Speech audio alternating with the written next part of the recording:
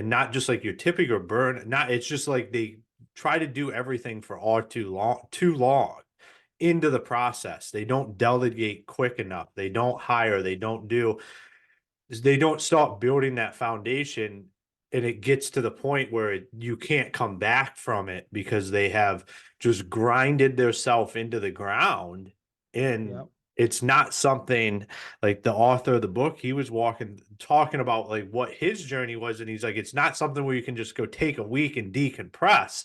Like it's something that takes months in order to walk the mindset back and physically recover. Because if you're doing everything for too long, you literally drain energy out of your body that is very hard to recover from.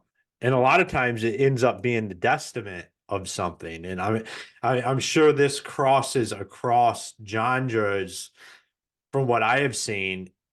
It happens in the construction industry probably more than it even happens in the software industry, because you add in the physical element of the work on top of all the other stuff that has to happen, Yep. It and then is there. push too hard too long. Yeah.